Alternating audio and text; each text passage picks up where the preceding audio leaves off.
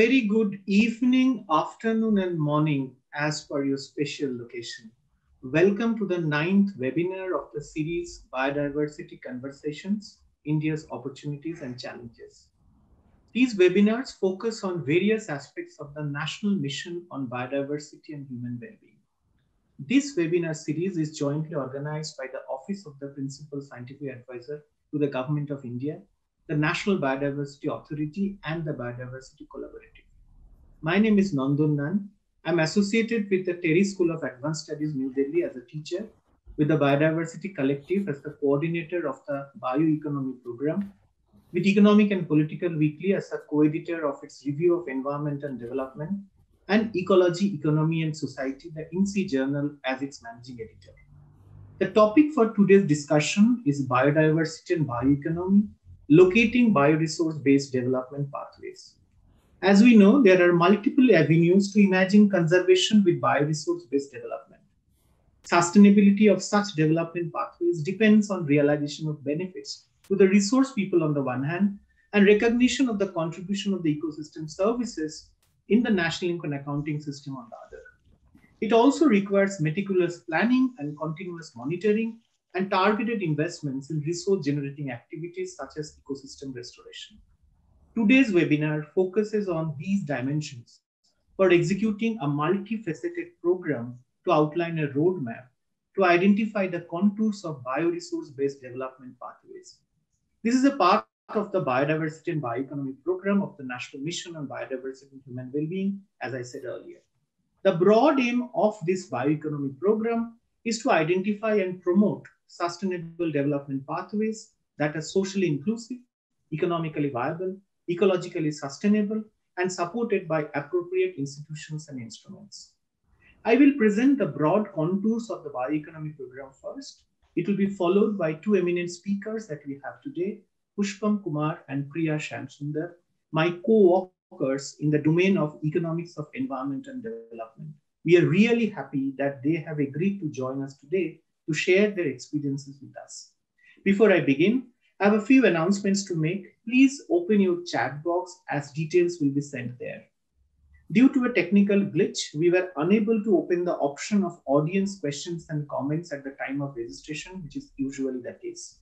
The organizers apologize for this, but we welcome all your questions and comments from the start of the webinar. Please use the Q&A facility at the bottom of the screen to ask questions to the panelists. Questions that are not answered during the webinar due to a shortage of time will be answered via email. And you can also get in touch with us at contact@biodiversitycollaborative.org. Questions can be asked even anonymously if that is your preference, but we encourage all of you to include your email ID while sending your questions to enable us to respond to you later in case your question hasn't been dealt with during the webinar. The webinar is also being streamed live on our Facebook page, Biodiversity Collaborative.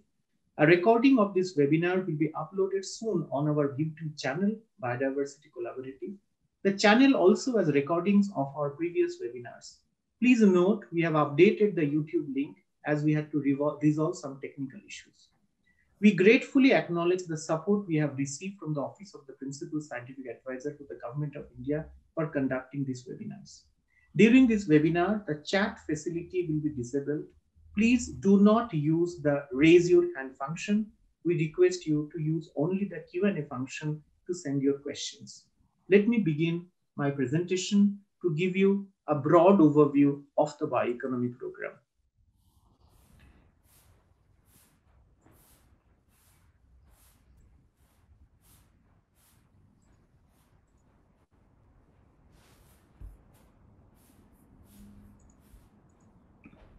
So the program that we have, the Biodiversity and Bioeconomy program, is a part of one of the programs in the National Mission on Biodiversity and Human Well-Being. And you can see that one, Biodiversity and Bioeconomy, is the one at the second row, the third program. There is a Nisarg Bharat program, Biodiversity and Ecosystem Services, Biodiversity, Climate Change and Disaster Risk Management, Biodiversity and Agriculture, One Health and Zoonosis, Medicinal Plants and Health Security, and biodiversity capacity building and outreach. These programs are interconnected in nature, but for today's program, we will focus only on the biodiversity and bioeconomy part. Now, the framework on which this bioeconomy program is built on is this. So the whole idea is that how do we ensure that the value of ecosystem services is captured and also realized.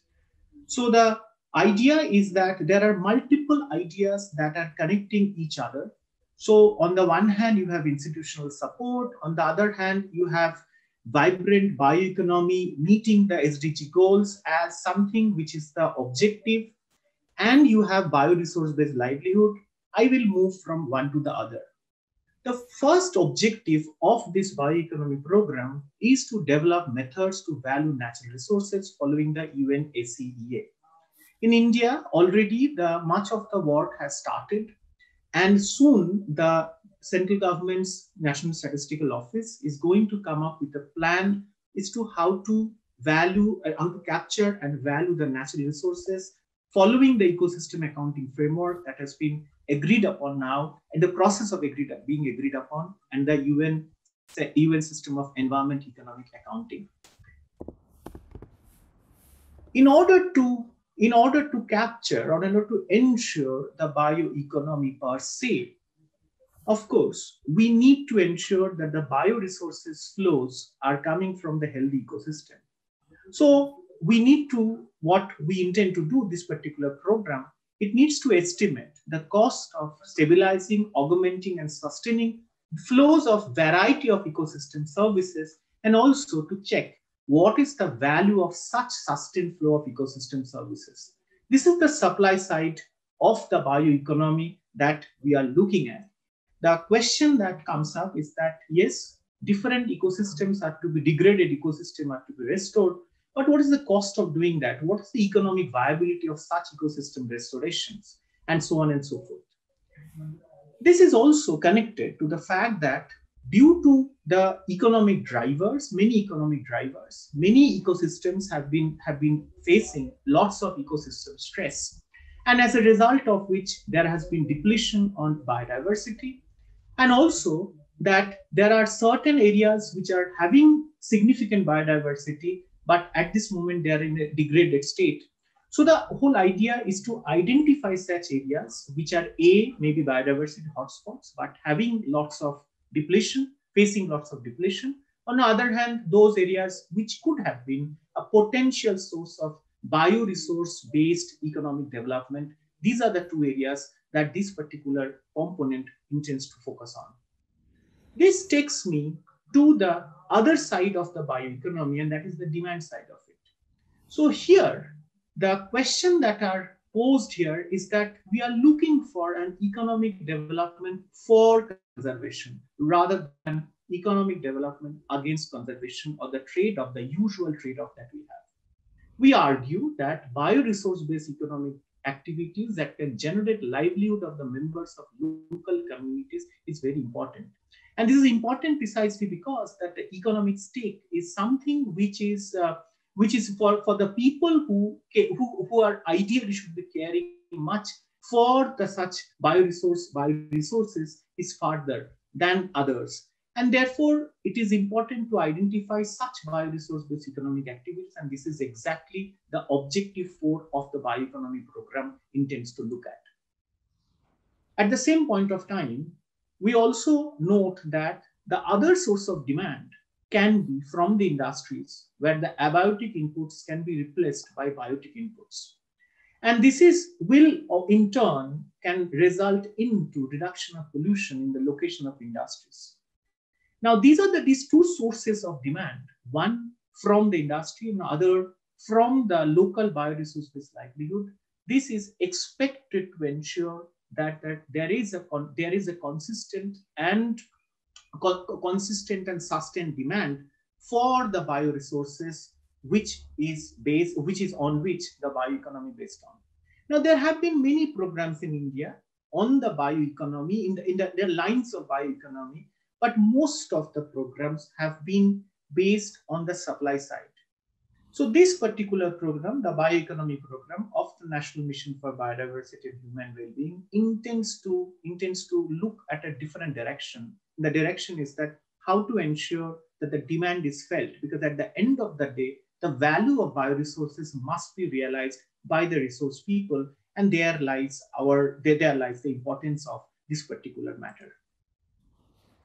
This, of course, requires supporting institutions and instruments for sustaining the bioeconomy.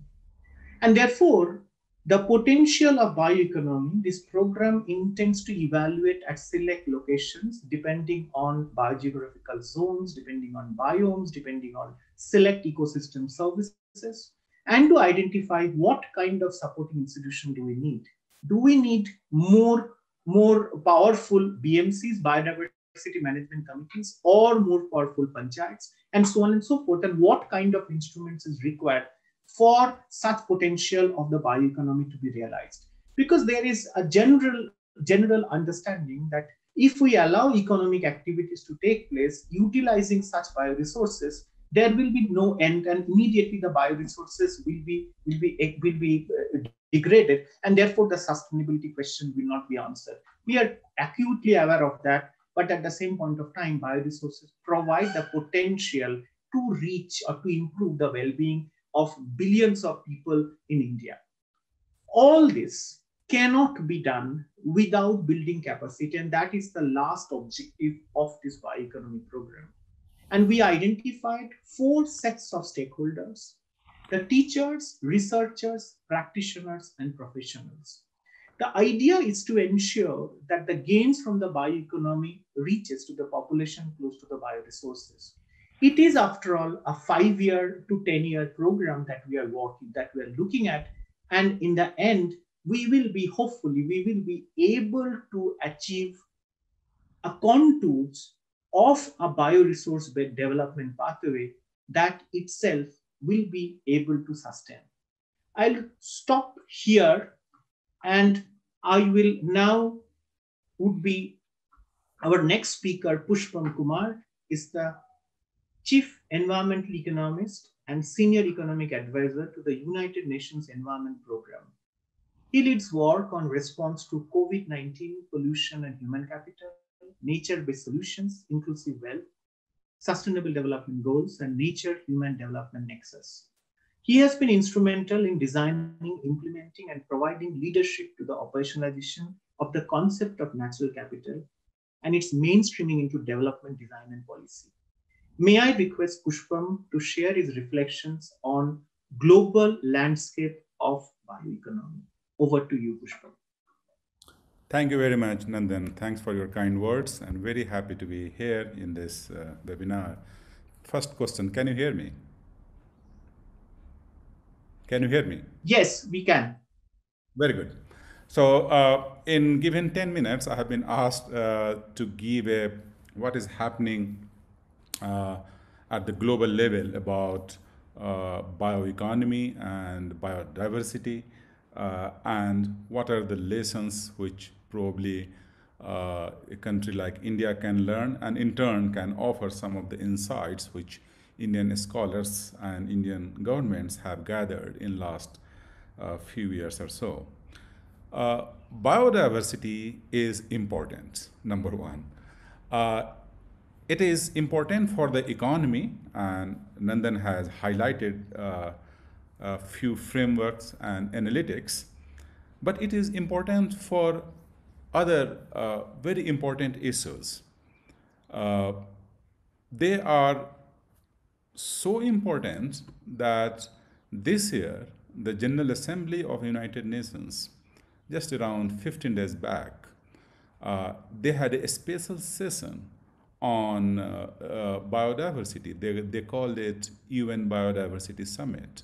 As many of you might know in the audience, General Assembly happens every year, and every head of states usually go there. This time it was a recorded speech, including the speech by Honorable Indian Prime Minister Modi, and they could not go there physically for obvious reason, But they had recorded a speech and they sent their additional secretary level officers, besides their own representative in New York, to be physically there.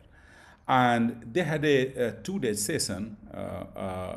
One day was very special, that was on 30th of September, on biodiversity. So that shows a forum where you discuss Syria, Lebanon, and North Korea, and South Sudan, and Ethiopia, and the dam conflict, and India, Pakistan, and China. In the same forum, you are discussing biodiversity. So that shows the importance. I will come to the importance for the economy at the global level, but one of the dashboard is Sustainable Development Goals, 17 goals. Biodiversity is impacting 11 out of 17 goals, directly or indirectly. So that tells you how important the variety and variability of life forms are for us, for the humans. Biodiversity, of course, what you are seeing, and the very reason that I could have loved to come to New Delhi and speak and meet and have tea with many of you, we have to do through this machine due to COVID pandemic. And pandemic is primarily due to the loss of biodiversity. Of course, it has been compounded by the facts like illegal trade of wildlife, climate change, habitat fragmentation, domestication of the wild. Those things are there. But it clearly shows a dysfunctional relationship between man and nature. And please remember, this may be fifth or sixth pandemic. On the earlier occasions, we were very lucky. We had MERS, Ebola, SARS, Zika, we were lucky. This time we were not lucky. And what has happened? Not only that we are home locked, but it has impact which has not happened in the history, at least in the recorded history. Maybe in the medieval Europe, when the bubonic plague came in 13th, 14th century, and that compelled Vasco da Gama and Bartholomew Dias and Columbus to explore the New World. That had happened due to the pandemics also. This time, the economic crisis is severe, and nobody can know better than this audience. India is facing the biggest crisis, 24% decline in the GDP. Anyway, but biodiversity impacts the pandemics, and pandemic happens due to the loss of biodiversity. It's not only SDG, it's not only pandemic, but you talk about nutrition, food security, biodiversity is directly related. More than 75% of important global food crops depend on, at least in part, or animal pollinators. You have at least 60% dietary energy. I repeat, 60% dietary energy coming from biodiversity, basically the crops. And one can go on. I don't want to flood you with the data, but nutrition, food security is related to biodiversity. You talk about natural disasters. Early this month, there was a finding that for business and industry, out of top three threats, two of them are climate change and loss of biodiversity. So that speaks in volume that how biodiversity impacts, natural disaster. Human rights. A basic human dignity cannot be maintained, cannot be accessed if you don't have a well-functioning ecosystems and resilient biodiversity. For example, now 164 countries explicitly recognize women's rights to own, and they say that women's right cannot be exercised if we don't have fully functioning ecosystems and biodiversity. And for human rights, biodiversity is needed. It has been ratified by 161 countries out of 196. We also know that 80% of the women, for example, impacted. I mean, the 80%, the total impacted people has 80% women, whether it is climate or biodiversity. So even for human rights issues, biodiversity is important.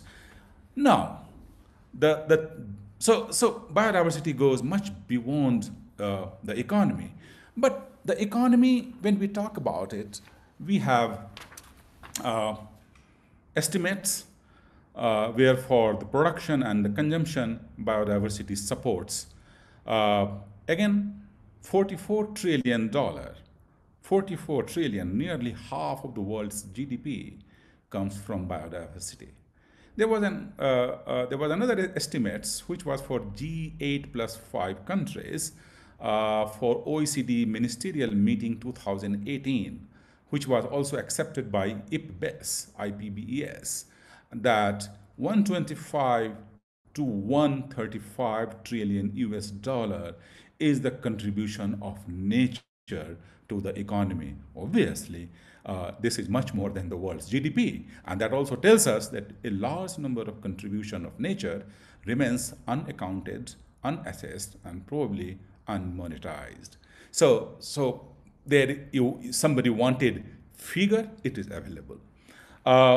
We also know that 70% of the extreme poor people, extreme, let's take $1.9 a day, 70% of the extreme poor people, and the total number of extreme poor people, as per the latest credible estimates from late Tony Atkinson's report, is around 896 million. But so 70% of them directly depend upon biodiversity.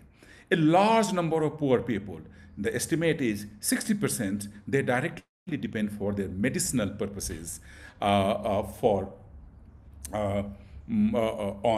biodiversity. Then 72% of the indicators developed by indigenous peoples and local communities show that decline of biodiversity make them very, very vulnerable. So in terms of the economy, in terms of human rights, in terms of health issues, biodiversity is the lifeline. Now the question is, why if this is so much of good use and so important, this is on decline. Biodiversity is on decline. As we all know, 75% of the land base biodiversity, 75%, and 60% oceans, they are in a compromised states. We have estimated under the chairmanship of Partha Das Gupta, Inclusive Wealth for UNEP, the natural capital out of total wealth, where you have produced natural capital and human capital, all other types of capitals are on rise except natural capital for 1992 to 2014 for 140 countries, 140. And whatever data were available from the UN system and from FAO and from the respective ministries of the governments of the world, natural capital is on decline. So, if you see the world's output since 1950, that is the age of Anthropocene, the output has gone up by 15%. Population has gone 3 times. So per capita GDP, if you take it has gone up by 5%, by 5 times. While,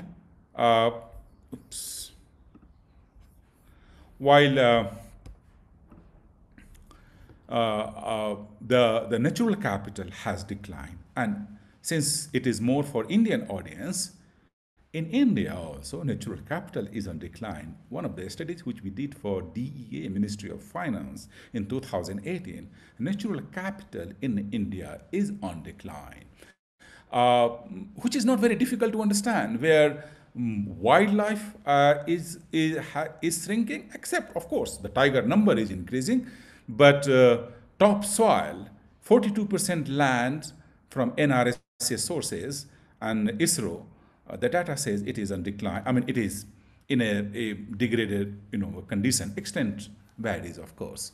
Forest, the natural forest, is on decline. Groundwater, surface water, air quality, water quality, coast, and marine until 13 nautical miles, they are on decline. So obviously, whatever pricing you take, accounting price, this will not tell you a different story, and that will certainly tell you that natural capital is on decline. So output, so-called output, is on rise, but natural capital is on decline. So there is somewhere something wrong in the grammar or the metrics through which we are measuring our economic activities and the progress. And that brings me back to share with you that what is happening at the global level about it. Sadly, we had to go to Kunming on COP 15 of CBD. That could not happen for obvious reason. Now we will go in May. They are means the member states, including India, is redrafting global biodiversity framework, and one of the enduring challenge in that GBF is how to develop an indicator which measures biodiversity. And that is where, people are realizing that we have to learn from biodiversity. Biodiversity community need to learn from climate change scientists, where indicators should not be biophysical centric indicators. Of course, they have their own role, but we have to link it with socio-economic conditions, because they are the major drivers. They create the drivers which make impact on the condition and resilience of biodiversity. So indicator. Second, mainstreaming. How to integrate biodiversity, and I would call it nature, in different sectors of the economy. Not only agriculture. Agriculture remains, of course, but wider land use, urbanizations, demographic dynamics, trade, investments, fiscal policy, monetary policies. You can go on, and everywhere we need to couch concern of biodiversity. At project level, at policy levels, only then I think we have possibility where our activities of production and consumption and probably distribution too can take note of the impact which we are inflicting on biodiversity. Otherwise, it will be hard to see the dashboard. The third is, which is, again, that was something which was discussed in General Assembly again last year, nature-based solutions. Again, nature-based solution is not only for managing climate change through adaptation and mitigation, but also how to enhance ecosystem services and maintain the resilience of ecosystems. So mainstreaming. When we discuss indicators, there is a lot of talk about doing the calculations of the contribution of nature. It's a good thing that the Government of India, the Ministry of Planning, they have started doing ecosystem accounting, but there have been researchers in India who have been talking about it, but not much has happened in practice. What is happening? There is also a big gap between what is happening in the university department, research think tank, and universities, but it has not gone to the ministries, the constituency, the people who have the biggest clout to impact the actions on the ground. So there remains a gap between the so-called science and the action or intervention. So a lot of effort has to go into that direction, and UN, including UNEP, very well recognizes this, that of course research deliberations have to go, they have to create new knowledge, but the new knowledge which has been found so far, even they have not gone on the ground. I mean, personal experience, many of you know, we are talking about experimental ecosystem accounts, for example, where how to capture, how to bring nature into ecosystem, into the economy. But when you go to the statistical office, and I have seen it from my own eyes, when we go to sub-Saharan Africa, also in South Asia, to Amazonia, the statistical officer, they have a Bible called SNA of 1968. So fair enough. I mean, but then 68 and 2020, you can see the 50 years, more than 50 years, the gap, how to bridge that. And finally, the capacity. And that's why Bali Strategic Framework of the UN talks about how to bring the capacity. Now, when we talk about mainstreaming, I see that the timing is approaching. A lot of effort has to go into developing a pathways to bring biodiversity into different sectors. I think we can discuss more about it in the light of the questions, but I think, Nandan, I would stop here. Thanks. Thank you, Pushpam, for bringing both the stock and the flow aspect, as well as the connection between the policy and the practice and the science. We will now have our next speaker, or the final speaker, Priya Shamsundar, who is the lead economist at the Nature Conservancy.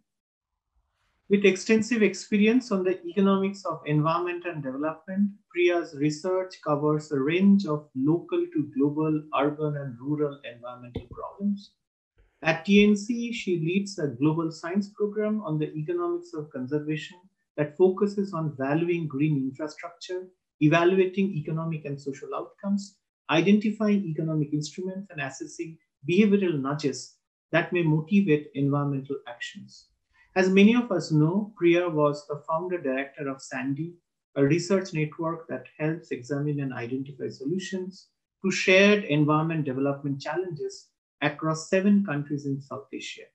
May I now request Priya to share her reflections on conservation, economics, and the bioeconomy. Over to you, Priya.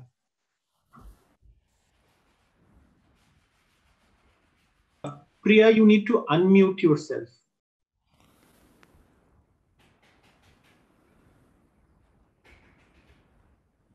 No. Unmute. Yes. Now we can hear you. You can hear me now? Yes. Very good. Very good. Thank you.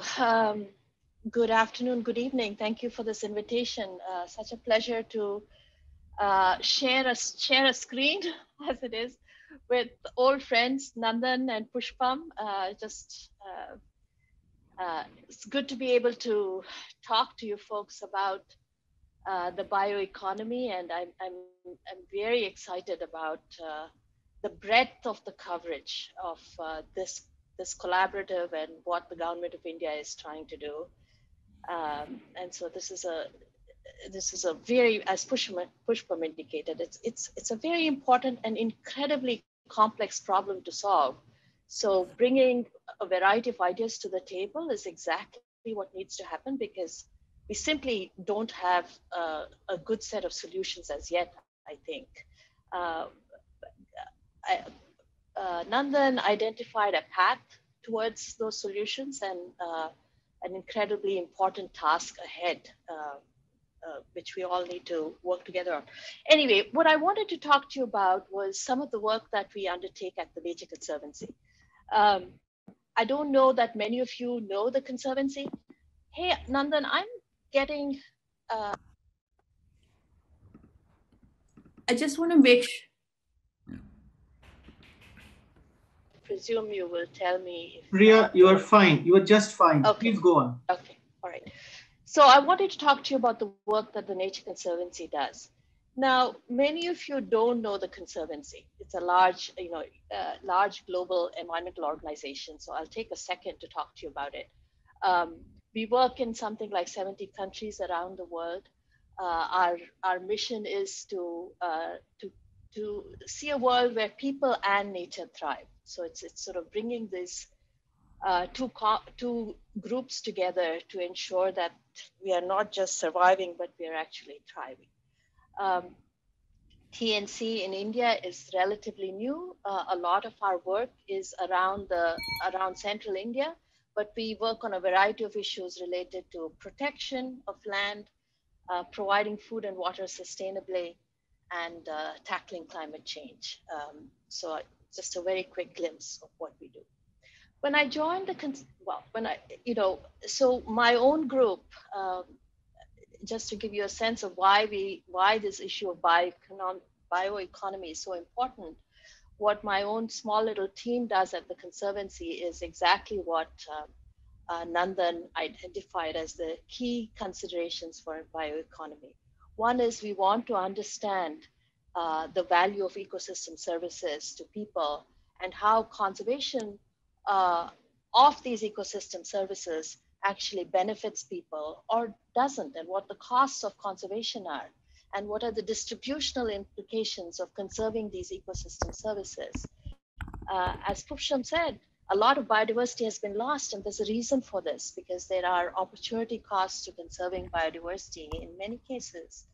And there are other reasons as well, but that's one of the reasons. So trying to understand, if you change the dynamic between people and nature and conserve biodiversity, who who is affected, where do the benefits flow, what are the costs, and how do you evaluate all of this? That's a part of what we do. But the part that I think is of interest to you, which we also do, and which the Conservancy at large does, is think about this question of how do you get people to conserve natural resources and economic ecosystem services? How do you I think in Nandan's word, how do you realize the value of these services so they're actually incorporated into our daily actions? The first part about understanding the implications, I think we've done about 30 years of work on this. The second part, which is what this initiative is about, how do you then sort of make sure that this value that we can unveil is integrated so deeply into our actions and our institutions that it becomes normal. It's just mainstreamed and we sort of take it into account in everything else that we do. How do you do this? This is a hard nut to crack, and I want to talk to you a little bit about this. So when I joined the Conservancy a few years ago, I wanted to understand how it operates in the economic sphere. And we did a survey, an internal survey of about 600 people within the Conservancy around the globe.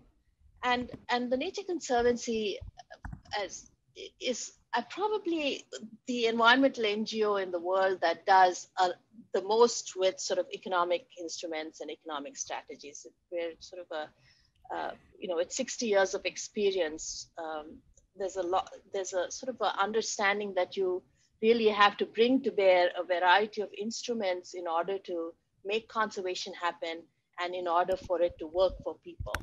So this survey was interesting for me. It was learning, how does the Conservancy do this? And it was interesting to find out that there are something like 30 plus economic and financial instruments that the Conservancy uses around the globe to do its business as usual activities. Some of them have to do with markets and price premiums. There's a large focus in the last several years on investments and funds, with a deep understanding that the public financing that is available for biodiversity conservation and for the other sort of environmental work that we do is just completely insufficient. And Pushpam will attest to this. It is just completely insufficient to the needs of conservation and the needs of climate change mitigation and adaptation.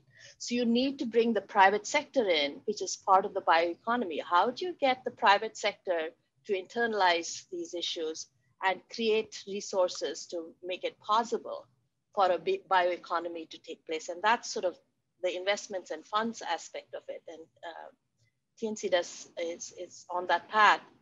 Then, of course, you want to create markets so that you actually have, there are suppliers of ecosystem services and they will conserve these services if you're able to create some incentives for them to conserve these services. And how do you do that? And where does the financing come from?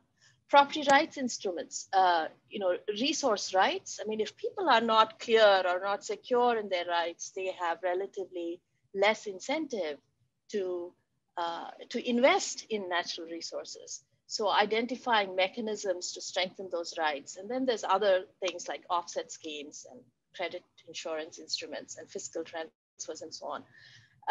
Now you might ask, how does a nonprofit organization work on things like fiscal transfers? It works with governments and partnership. Here in India, I think TNC India has worked with the Finance Commission on taxes that are distributed and go to states that are conserving forests. And the example that I like to present in the US, because it was a failure, and we don't talk about our failures so much, but which was a very interesting and very important example, was in the state of Washington in the US, where the Conservancy worked with a large coalition to support a ballot measure in the state to create carbon taxes to mitigate climate change. And that was a really important effort. It failed for a variety of reasons, but that's the sort of, I just want to sort of, that's the sort of thinking that needs to happen about how do you bring different types of economic considerations into play, whether it's through the public sector or through the private sector or through individual and community actions, so working on the supply and demand side. What I want to do is walk you through a few examples in the few minutes left to me of on the ground work that the Conservancy has tried in the use of these instruments. By the way, this quick slide will tell you that a lot of the work, because of the historical presence of the Conservancy in the US, a lot of the work has happened in the US, but it's happening elsewhere. With these 32 plus instruments that the Conservancy uses. So for on the ground work, I want to just walk you very quickly through three examples. One which tries to create a trade between buyers and sellers of ecosystem services and develop an institutional mechanism to make that trade happen. The second is another bioeconomy strategy which focuses on improving the productivity of landowners, land managers, whether they're small landowners or large landowners. You want to be able to increase their productivity so their livelihoods increase, but at the same time working with input markets so that they are able to increase their productivity using additional inputs, which contributes to intensification and less extensive use of natural resources. The third example I want to point to is a restoration strategy, again, something that Nandan identified that reaches out to global markets, the volunteer climate market, in order to be able to finance restoration and reduce degradation in that fashion. So let me just give you a very quick sense of these three different examples. So water funds are an institutional mechanism that TNC uses. Many others use this mechanism too. So it's not just TNC, but a lot of the work that we've done has been in Latin America. The last I checked in the peer-reviewed literature, there was at least 30 plus funds in Latin America that have taken off. They're probably more by now. And this is simply a mechanism for downstream beneficiaries of clean water to pay for investments. So source waters are protected, and you all understand this very well. So if you have degradation in upstream areas, you have a lot more effort to clean the water when it comes to your cities and your towns. And you have much less water coming to supply your cities and your towns.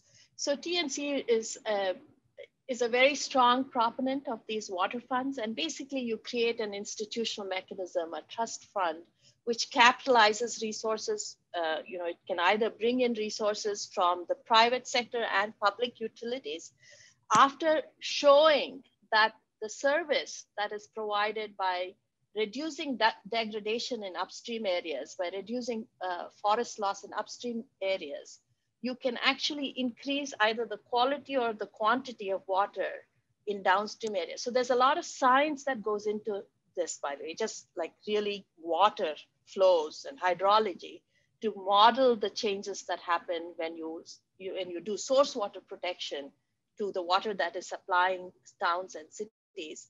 And on the basis of this, you can identify what kinds of the costs are, that's where the economists come in. What are the costs of doing this kind of protection? And then how do you capitalize this? Where do the resources come for creating this endowment or the payment structure? And that's where the struggle is, but that is happening. So that's one example of a trade.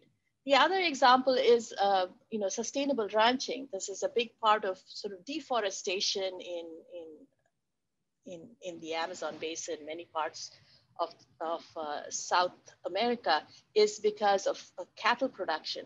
And here is an example in Colombia where you can see those sort of live hedges, as they call them.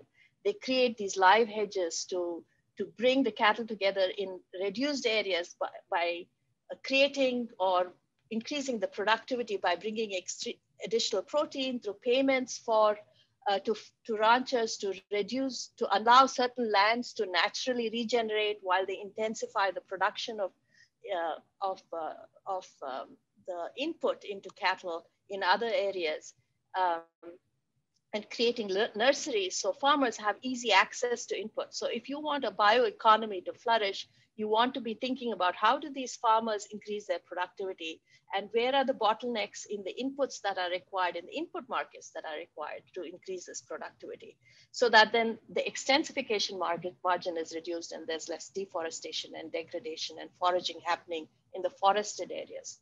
So that's another example. The third example is in China, where they have something like 7 projects right now, I think 11,000 hectares of reforestation through the volunteer carbon market, which is, by the way, growing in leaps and bounds right now. It's very small. But it's growing, I think the last I checked in the last couple of years by 200% or something like that for forest carbon. The volunteer market for other types of mitigation has grown very little, but for forest carbon, it's just really increasing in the last couple of years. So here is a case where the TNC in China has been working with the state, with communities, with investors and NGOs and there are many models, right? In China, of course, the state does a lot of the management. So it does you restore the lands through communities. They provide their labor and land. They get NTFPs and they get timber. So it's reforestation. And so you get the carbon sequestration and then you cut it down and then it goes up again. So it's happening. But there are many models. While the state has a strong role in monitoring and harvesting, and then either an investor, in this case, one case it was Disney and other investors, NGOs, and TNC sort of manages these transactions. So the investors get the carbon and the communities get the NTFPs and the timber, and they provide their own labor land. Now, it was interesting. I was in China before the pandemic hit, and what was interesting was that these communities can borrow based on trees on their land. So the government has created an incentive for banks to lend to communities, not just based on their land, but based on whether they have trees in their land. So they get low interest if they're growing trees in their lands. So you have to be thinking about sort of what is the financial incentive mechanism at the policy level and then at the market level to create these sort of bioeconomy possibilities. So that's a growth area. But I want to point out to you how difficult this is. I don't want to say that this is easy, right? And, Nandan really talks about the institutional mechanisms. And when we did this survey, we asked our TNC colleagues, what are the most difficult challenges in, implementing these instruments, economic instruments? And economists tend to think of economic instruments as the cheapest strategy. This is cheaper than, other command and control and so on. But there are huge sort of, it's not the technical challenges, there are institutional challenges, and which really need to be overcome. So this is where the rubber hits the road. So you want to be very thoughtful about this, right? And just serious attention, which Nandan, you guys are already giving. So anyway, I want to end. I'm sorry I took, maybe I don't know how much time I took, but I want to end that if you really want to not just sort of think about the demand side, you really want to understand that creating markets it's the hardest thing to do. You have to bring the whole business, markets have to be, for them to grow so that lots of people benefit from them. They have to be accessible, they're dynamic. So they have, you have to have the scope for large numbers of transactions. Otherwise you've got these very tiny, and TNC struggles with this. So it's, tiny little spots here and there. They have to be efficient. You have to lower transaction costs, and without lowering transaction costs, you're just going to get, again, very little flow of the bioeconomy. They have to be reliable. People will not participate in risky markets, neither buyers nor sellers. And then you have to have coverage, so it has to be a large number of transactions. So I'll just stop there, and thank you. I'm sorry, I don't know how much time I took. Thanks, Priya, for telling us, sharing with us the experience of the TNC. It is extremely important, and you have hit the nail, I think, at the right location. And we are acutely aware of the institutional challenges and the instruments that are there. Now, may I now move to the question and answer session? Pushpam, we have 2 questions for you. Pushpam, can I read it? Yep, I think many of them I have already answered online. Oh, okay. So if you have any specific question which you want to throw at me, please go ahead. So the one question that Gopal Karikuri asked is that about the biodiversity entities operate in a network, almost like the kinds of interaction between different entities in an input-output model of biodiversity service production. What is it that SDGs do in order to strengthen these binding links? This is connected to another question from K9 and another INSEE president. Targets for nature need improvement to fit into the matrix or framework of the SDGs. What are the efforts made to bring biodiversity targets in alignment with the SDGs, especially in the post-2020 biodiversity strategy? You are the best person to answer.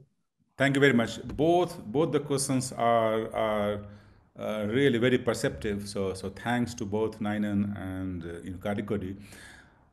Number one, how biodiversity enters the input output of the economy. There has been a dedicated technical paper called Shaping the Megatrends of the World, which was again launched on 17th of September in New York last month. That provides a framework where biodiversity can be put upfront in the transaction of the economy. And I mean, whatever best is available in terms of informations and the limitations, they are there. And again, biodiversity in this document is at the species level, not at the genera or molecular or biomes level. To Nainan's questions, I have written in my answer for post-2020 global biodiversity framework, realizing that Aichi target has miserably failed. If not miserably, it has failed. The rate of achievement for Aichi target is 33%, which is typical pass marks. If you go by the standard, pass marks, criteria in Indian schools. So 33%, which is very, very bad. And that's why the indicator issue is being discussed. Baseline and target issues are also being discussed. Zero order draft is with the governments. And government has to good that pandemic happen at least for this count. And we have some more time when we go to Kunming in the month of May. And by the time we will have the target. But it is very much in the limelight. So that is answer to Nainan's questions. Uh, uh, Maybe I would stop here. There is a lot of issues in both the documents in Global Biodiversity Framework and the Shaping the Mega Trends of the World, where subsidy is being talked. As we all know, today the world is putting $500 billion agricultural subsidy. Uh, and if you translate this number, it comes out to be $1 million per minute agriculture subsidy, of course, on various types of inputs, market, pricing. In India, I mean, the latest I have been able to figure out is from Bharat Ramaswamy's calculations for the ministry, which is 260,000 crores to 2,60,000 crores. Yeah, 2,60,000 crores. Of course, this is a combined figure for both states and the center for seeds, for irrigation, for energy, for access. Again, a big chunk of this can be repurposed.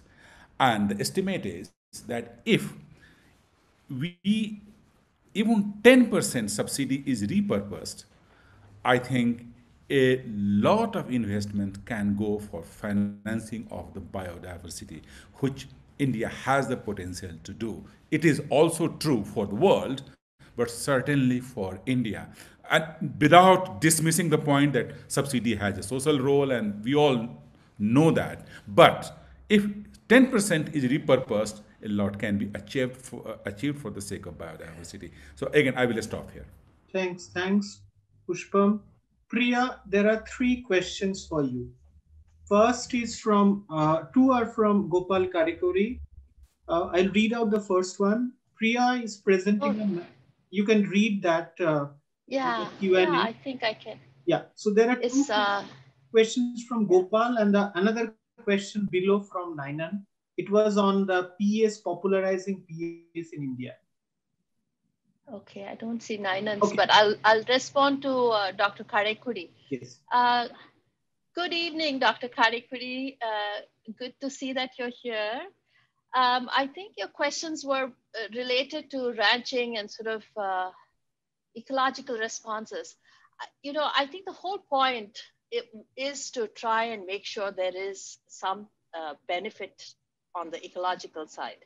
So I think in almost all cases, I don't know about the wildlife particularly in this particular area because I'm I don't have that deep experience with this example, but I know that the farmers themselves have planted a lot of trees.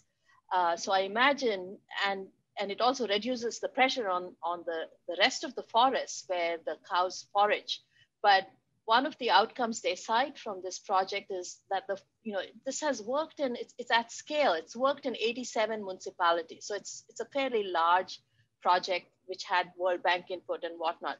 But they cite that the farmers have planted something like 3.1 million trees of 80 different species. So they track all of this. So I imagine that this has some implications for wildlife because this was done at scale. But beyond that, I don't have particular details. The second question is example of illustrating extent. Yeah, I think that's, I think you're just commenting that it is a good way. I think the strategy is that you really need to improve the productivity of communities.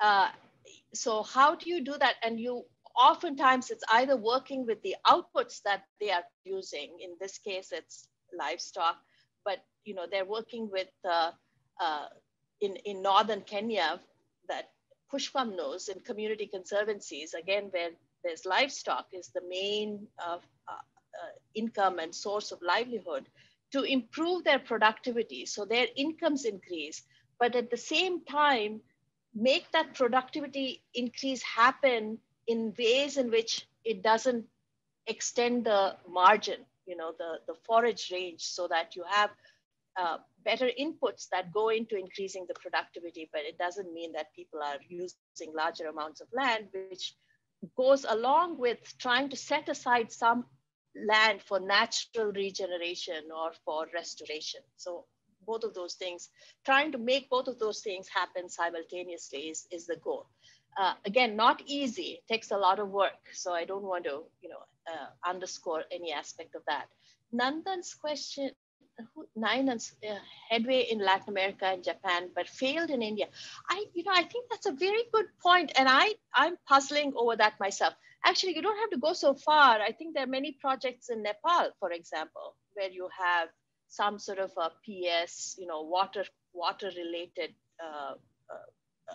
projects that are happening, but have not taken off in India. And one reason might be that the land rights are so convoluted, and there are just so many common property issues that it's hard to sort those out. And so managing the upstream areas and identifying the beneficiaries with sort of these complex land rights might give us a clue to why this may not be happening. But there may be other reasons, and you have to. I don't know if there has been a really, really serious, careful effort to do the kind of modeling that shows where the benefits that if you take care of upstream areas, the benefits will actually flow to a city and the financing part of it is another big aspect. So I'll stop there. Thanks, Priya. I have one question for Pushpam, and then I'll ask one question for Priya. Pushpam, this is a question connected to the subsidy, and this is a question from in the context of African context. So this is a question from Dada, that is, in my country, Ethiopia, I know there are some ecosystem campaigns that are legally restrictive of using farmlands that are of a higher slope gradient. But these farmers who are denied in access and are not compensated, is it fair?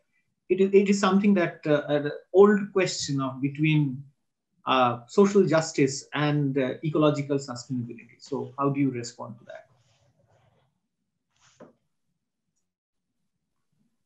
Pushpam, you need to unmute. Yeah. Thanks.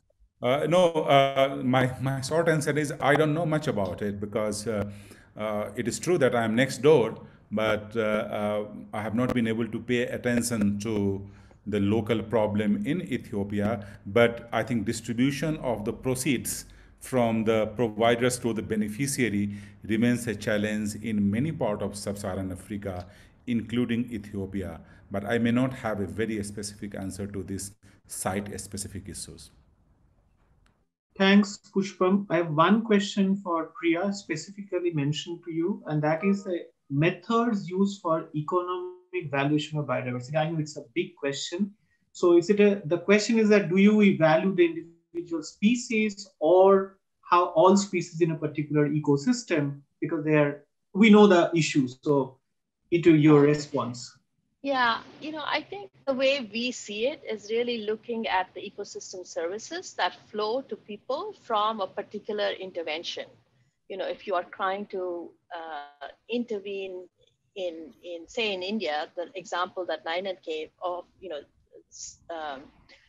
restoring lands in a certain area so that source waters are protected, then what you want to know is what are the benefits of doing that kind of protection or restoring in terms of not only biodiversity, but also water flows, because if the water flows, then to people, that's an ecosystem service that is likely to be internalized, while the biodiversity, which is the wildlife that Karekuri was referring to, that might increase in the natural lands, is actually much harder to very quickly establish the value of. So you take a complementary service like water, identify the benefits of that water flow, and if that allows you to make payments to upstream users, so they not only protect the source water, but also biodiversity increases in that area, then that is adequate. You don't have to be valuing the biodiversity itself directly, is what I would say. And that example may differ from place to place. Thanks, Priya. We have already exceeded the time by 5 minutes. Let me try to summarize this discussion that three of us had for the last 1 hour. the importance of bioeconomy is something which is shared by everybody. And this is a route to sustainable development of very many kinds. There are very important challenges. While the recognition of the bioeconomy or biodiversity, if you look at it, it has already been there and had been admitted at the international policy space, but the operationalization remains a challenge, which is well known. The instruments and the institutions that are required at the ground level, there is a variety of them, but their effectiveness, their reliability, how do we access them? These are the challenges that are very much part and parcel of the story. For this reason, not only this bioeconomy component, but also the all other programs of this National Biodiversity Mission intends to collaborate with as many institutions as possible. Because one can understand it is just not possible, it is not an easy task, as Priya pointed out, and as Pushpam pointed out, the importance of doing this. So in the process, whenever this biodiversity, when soon it will be, the biodiversity mission will be launched, we hope to engage with as many collaborators as possible, because this is for our entire country. This is important, and this is not an easy job. Now, I would like to thank both Pushpam and Priya for sparing their time. I know it is for Priya, this is extremely early morning, 6, 7 o'clock. For Pushpam, must have been a very busy day, but thank you very much for sharing your experience. And we thank all of you for attending the webinar, the participants. For further information, please write to us via our email, which is contact@biodiversitycollaborative.org. We request everyone to follow the Biodiversity Collaborative on Facebook, Instagram, Twitter, LinkedIn, and YouTube. I think we are doing some good work. Please spread the word around. The next webinar in this series will be at 16:00 hours IST, Monday, 19th October 2020, on cataloging and mapping life of India. For more details, please refer to the chat box. We once again acknowledge the support we have received from the Office of the Principal Scientific Advisor to the Government of India for conducting these webinars. Once again, have a nice day, afternoon, evening, night. Thank you all. Thank you, Nandan. Thanks, Priya. Thank you so much. Thanks, everyone. Good to see everybody. Thank you.